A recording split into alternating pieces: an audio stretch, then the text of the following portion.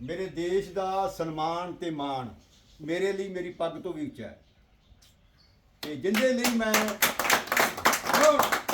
ਤੇ ਘੁੰਮਣ ਸਾਹਿਬ ਪਤਾ ਨਹੀਂ ਕਿੰਨਿਆਂ ਕੁ ਪਾਰਕਾਂ 'ਚ ਜਿਹੜੇ ਮੇਰੇ ਵੀਰ ਖਾਲਿਸਤਾਨ ਦੇ ਕਾਰਨ ਇਹਨੂੰ ਨੀਵਾਂ ਕਰਦੇ ਰਹੇ ਨੇ, ਇਹਨੂੰ ਪੈਰਾਂ 'ਚ ਰੋਲਦੇ ਰਹੇ ਨੇ, ਅੱਜ ਮੈਂ ਆਪਦੇ ਸਿਰ ਤੋਂ ਉੱਚਾ ਕਰ ਰਿਹਾ ਕਿਉਂਕਿ ਇਹਦੇ ਨਾਲ ਅਸੀਂ ਪੀੜ੍ਹੀਆਂ ਤੋਂ ਜੁੜੇ ਹਾਂ। 75 ਸਾਲ ਤੋਂ ਅਸੀਂ ਜੁੜੇ ਹੋਏ ਹਾਂ ਇਹਦੇ ਨਾਲ। 75 ਸਾਲ ਤੋਂ ਕਹਦਾ ਅਸੀਂ ਤਾਂ ਸ਼ੁਰੂ ਤੋਂ ਲੈ ਕੇ ਜੁੜੇ ਹੋਏ ਹਾਂ। ਅਸੀਂ भारत माता की जय भारत माता की जय भारत माता की जय ਅਸੀਂ ਪਾਕਿਸਤਾਨ ਤੋਂ ਮੂਵ ਹੋ ਕੇ ਇਸ ਝੰਡੇ ਲਈ ਆਏ ਸਾਂ, ਨਹੀਂ ਤਾਂ ਸਾਡੇ ਕੋਲ ਪਤਾ ਨਹੀਂ ਕਿੰਨੀਆਂ ਕੋ ਪ੍ਰਾਪਰਟੀਆਂ ਸੀ। ਆ ਵਿਰਕ ਸਾਹਿਬ ਬੈਠੇ ਨੇ, ਹੋਰ ਵੀ ਮੇਰੇ ਨਾਲ ਦੇ ਬੈਠੇ ਨੇ, ਜਿਹੜੇ ਅਸੀਂ ਇਸ ਝੰਡੇ ਕਾਰਨ ਆਏ ਹਾਂ। ਤੇ ਜਦੋਂ ਵੀ ਇਹਨੂੰ ਨੀਵਾਂ ਵਿਖਾਇਆ ਜਾਂਦਾ ਸਾਡੇ ਦਿਲ ਦੁਖਦੇ ਨੇ। ਮੇਰੇ ਅੱਜ ਦੀ ਪਾਰਟੀ ਕਰਨ ਦਾ ਕੋਈ ਮੇਰੇ ਕੋਲ ਜ਼ਿਆਦਾ ਪੈਸੇ ਨਹੀਂ ਹੈਗੇ। ਮੈਂ ਤਾਂ ਇੱਥੇ ਵੀ ਕਹਿੰਦਾ ਰਿਹਾ ਕਈਆਂ ਨੂੰ, ਮੈਂ ਤੇ ਘੁੰਮਣ ਸਾਹਿਬ ਕਹਿੰਦੇ ਰਿਹਾ ਭਈ ਰੈਫਰੈਂਡਮ ਭਈ ਅਸੀਂ ਨਹੀਂ ਆਉਣਾਗਾ ਤੇ ਤੁਹਾਨੂੰ ਵੀ ਨਹੀਂ ਕਰਾਉਣਾ ਚਾਹੀਦਾਗਾ। ਉਹਨਾਂ ਵਿੱਚੋਂ ਕਈਆਂ ਲੋਕਾਂ ਨੇ ਸਾਨੂੰ ਇਹ ਆਖਿਆ ਵੀ ਤੁਸੀਂ ਆਓ ਤੇ ਨੋ 'ਚ ਵੋਟ ਪਾਓ। ਮੈਂ ਕਿਹਾ ਨੋ 'ਚ ਵੋਟ ਪਾਵਾਂਗੇ, ਅਸੀਂ ਤਿਰੰਗਾ ਲੈ ਕੇ ਆਵਾਂਗੇ ਤੇ ਤੁਸੀਂ ਸਾਡੀਆਂ ਪੱਗਾਂ ਲਾ ਦਿਓਗੇ। ਮੈਂ ਕਿਹਾ ਵੀ ਅਸੀਂ ਨੋ 'ਚ ਵੋਟ ਪਾਵਾਂਗੇ ਆਪਦੇ ਘਰ ਬੈਠ ਕੇ। ਇਹ ਨੋ 'ਚ ਵੋਟ ਹੈ ਵੀ ਖਾਲਿਸਤਾਨ ਦੀ ਨੋ 'ਚ ਵੋਟ, ਹਿੰਦੁਸਤਾਨ ਦੇ ਹੱਕ 'ਚ ਵੋਟ। बड़ा खुशी का दिन आया जिहड़ा साडे वीर ने उपराला कीता। बहुत खुशी आ आपां इन्हां मुल्कां 'च बच्चों की एक कर्म भूमि आ, उन्हां दे नाल पिछे उन्हां दे आए आ, बड़े खुश नसीब आ। ते उस तो वड्डा उपराला जिहड़ा इन्हां इन्ने सज्जण इकट्ठे कीते हैं ना, एक रोज़ नहीं जे हुंदे। जिहड़ा आ वक्त अज आया कल नहीं आउणा। कोई किसी ने काम से चल जाना, किसी ने इधर चल जाना, किसी बच्चों को लैके चलना, सारे की आपो अपनी जिन्नी क मजबूरी आ। मैं तो इन्ना खुश हाँ कि इन्ने मैंबर इन्ना इकट्ठे करके जिहड़े सानू सारे इकट्ठा किया, इन्नी संगत नूं मनाया ते इन्हां दा बहुत बहुत धन्नवाद। बाकी खुशी तो जिहड़ी अज आपां मनाई है, बहुत गर्व है इस चीज़ का। मैं फोर्स की नौकरी की आ, पता लगता इस चीज़ का कि वाकई यार साडा तिरंगा जिहड़ा वो एक चीज़ ही ऐसी आ, बंदे नूं जोश हुंदा, बंदे नूं 26 जनवरी 15 अगस्त वाले दिन वेखो किन्ना प्यार, किन्नी छोटे छोटे बच्चों नूं भी ये ट्रेनिंग दी जाती है भी जदों ये रस्म हुंदी है ना, उत्थे जाके वेखो कितना झाकियां निकलदियां, किन्ना कुछ करदे। इन्नी गल कहदा मैं हेमा दा जाज के हाँ।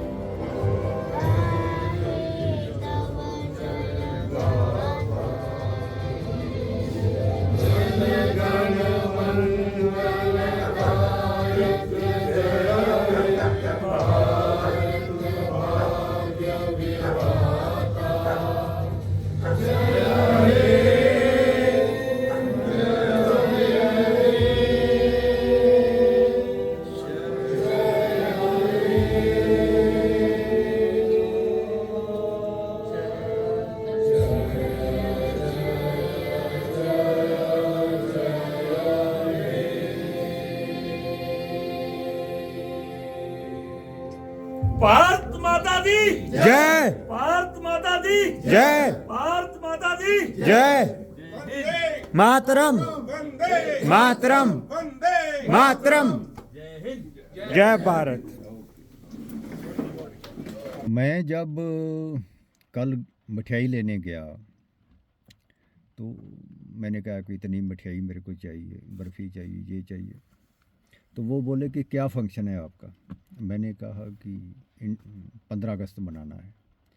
वो कहने लगा कि यहाँ तो भाई बर्थडे मनाते हैं, कोई मैरिज एनिवर्सरी मनाता है, आप लोग यहाँ जो 15 अगस्त मना रहे हो। तो मैंने उनको, वो भी सरदार जी थे, मैंने उनको कहा कि एक्चुअली बात ये है कि मेरे सरदारों ने जो तिरंगे के साथ किया है, मेरा फ़र्ज़ बनता है कि मैं ही उनको उस तिरंगे को ज़्यादा सम्मान दूँ। वो अनजान लोग हैं, उनके दिमागों में, दिल में जहर भर दिया है, चाहे पाकिस्तान कह लो या कोई भी कह लो। थोड़ा सा किसी के दिमाग में भी नेगेटिविटी आ सकती है, ये बड़ी बात नहीं। वो अच्छे लोग हैं, मगर फिर भी किसी ने, उन्होंने जो कुछ लोग थे उन्होंने उनको भर दिया, थे उस वजह से है। पर जो अपमान किया है भाई, वो हर एक को वो दुखता है, मेरे को भी दुख लगा। और मैंने ये इसलिए इसको किया कि मैं सलामी दूंगा, मैं अपने सिर पर सजाऊंगा, मैं अपनी पगड़ी पर सजाऊंगा इसे। सबसे मेरे लिए ऊंचा मेरा तिरंगा है, तो इसलिए मैंने फंक्शन किया। हम पहले भी यहाँ पार्कों में जाते रहें, घूमते रहें, ये रेफरेंडम की बात चलती रही, उनसे हम बहस करते रहे कि आपने इन चीज़ों से हमें बताओ कि हासिल क्या करना है। तो वही बातें कि हम जी बहुत तरक्की करेंगे, हम जो मैनिपुलेट अनजान लोगों को करते हैं हमें भी करने लग गए। तो मैंने कहा देखो 1900 हमने, मैं आज 65 साल का हूँ, मैंने देखा हुआ है सारा समा। 1971 की जंग भी मैंने देखी हुई है, मेरे को पूरी उस टाइम होश थी। उस टाइम हमारे फौजियों ने, हमारे लोगों ने किया। मेरे गांव से थोड़ी दूरी था, वहाँ जब फौज जाती थी तो हमारे लोगों ने खीर बनाकर बड़े अफसरों को कहा कि हम खीर बना के लाए हैं। उन्होंने कहा कि नहीं, ऐसे नहीं आप खीर दे सकते, खीर तो भाई हमारी लेबॉर्ट्री में टेस्ट होगी। तो फिर आपका धन्यवाद सरदार जी। तो हमारे लोगों में भी बहुत जोश था, फौज में तो, सिख फौजियों में तो जोश था ही। तो उस जोश की वजह से, उस टाइम के जोश की वजह से हम चलो 71 की जंग जीते हैं। मैं उनको सलूट करता हूँ, उन सभी फौजियों को, सभी हिंदुस्तानियों को। मगर वो जो सरदारों ने किया था उस टाइम, उसकी वजह से हमारा सारे हिंदुस्तान में नाम पहले भी बहुत अच्छा था और भी अच्छा हो गया। और हमें 10%, हम 10% फौज में थे सिख, और ऑफिसर लोग हम थे 35%। और जब से इन्होंने शुरू किया है ये वाला झंझट खालिस्तान वाला, उससे मनों में मतलब वो चलते गए, बनाते गए जहर। तो 1984 में जो हमारे सिख भाई इनके फुसलावे में आकर बागी हो गए, कुछ तो मारे भी गए, कुछ को पेंशन नहीं मिली, कुछ, और जो धर्म का नुकसान हुआ बागी होने पर, वो आज तक हम मेरी पीढ़ियां वो भुगत रही हैं। क्योंकि उन्होंने 10% से घटाकर 2% कर दिया। भी आप 2%, आपकी पॉपुलेशन है, आपको कोटा 2% का ही मिलेगा। अच्छा, जॉब आपने ख़त्म की या ज़्यादा की बताइए। उसके अलावा जो कत्लेआम हुआ है पंजाब में, बेगुनाह लोग मारे गए हैं। आज भी एक आया था मेरे पास, वो कह रहा था कि जब चलता था, चलो मैं थोड़ा सा बड़ा था जब ये मूवमेंट चली है खालिस्तान की, तो वो कह रहा था कि हमारे घर पर आए सिंह साहब, जो खालिस्तान के मूवमेंट वाले थे, घर पर ठहरे, हमारी जो पेटियां होती हैं घर के अंदर, वहाँ पर अपने हथियार रखे। तो मेरे को फुसलाने लगे, अरे भाई आपने साल्ट लेनी है, पिस्तौल लेना है, क्या लेना है वो ले लो। तो ये कह रहा था कि मेरे ताए का बेटा कहने लगा कि नहीं, ये काम नहीं करना है। इस तरह हर घर में जाते थे। जो उस टाइम मूवमेंट चली थी जो खालिस्तान की, अब ये चलाना चाहते हैं रेफरेंडम के जरिए। उस टाइम जो मूवमेंट चली थी उसके कारण जाकर नाबालिग बच्चों को, जो 17 साल का, 18 साल का, उनको जकारा बुला के, आओ आप सिंह सज गए, आप हमारे साथ चलो, देश के लिए, धर्म के लिए, देश के लिए, खालिस्तान के लिए आप कुर्बानी करो, उनको साथ ले जाना।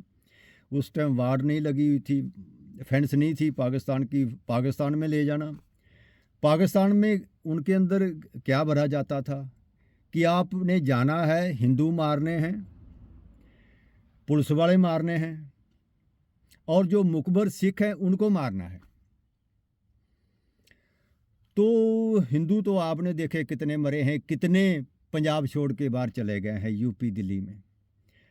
और जो सिख थे हमारे जैसे, जो कहते थे कि ये मूवमेंट ठीक नहीं है, ये गलत है काम जो हो रहा है, कत्लेआम हो रहा है, ये उनको मुकबर बनाकर मारा गया। मेरे गांव का, मेरी उम्र का था, उसके 2 बेटे थे, उस टाइम मेरी उम्र का था।